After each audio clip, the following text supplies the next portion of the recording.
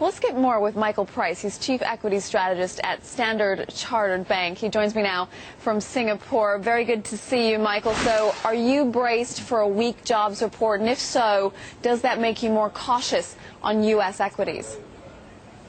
Yes, I mean, not just on U.S. equities, also on global equities. I mean, just to share with you and your viewers, we were neutral on a 3-month view. Now we're also neutral on a 12-month view. We reduced neutral from previously overweight because we feel that the second half slowdown, which we now see, is potentially becoming worse than economists have forecasted. So again, I'm so glad you said that. Will show this. Michael, you got yourself out of a lot of trouble because I was planning on grilling you on this overweight status that you did have for equities over a 12-month period.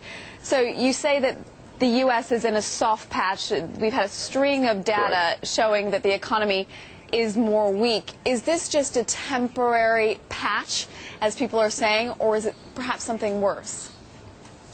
No, I mean, this is our view. I mean, for instance, we had 2.9% GDP growth for the United States. Now we reduced it down to 2.5%. But more importantly, forward-looking, we feel that next year's 2012 GDP in the United States could be 3.6%.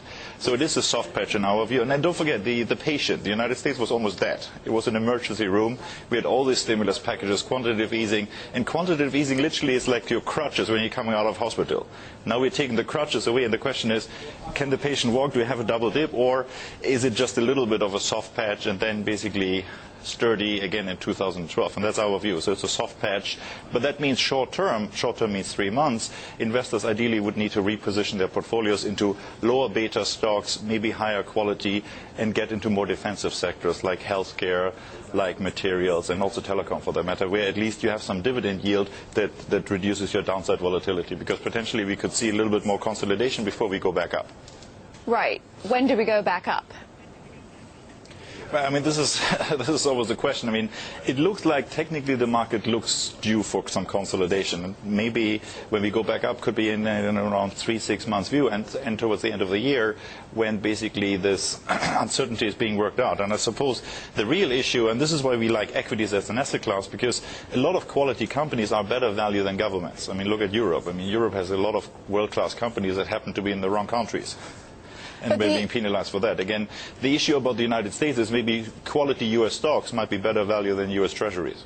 You say that, but the economic fundamentals are still the economic fundamentals, and much of the run-up that we've seen in stocks, particularly in the U.S., has been as a result of QE2. We've seen a 30% rise in the S&P since Bernanke first started talking about QE2. Right. Now we hit a soft patch. And at the same time, we're talking about debt. And the U.S. hasn't even seen any austerity measures yet. What happens if things do indeed look worse? Could we get a QE3?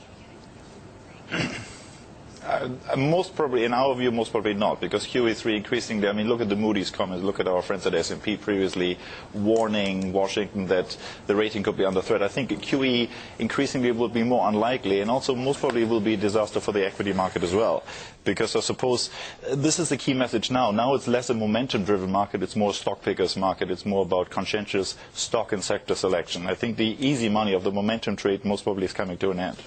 All right, the easy money coming to an end. Thanks very much, Michael Preiss there of Standard Chartered.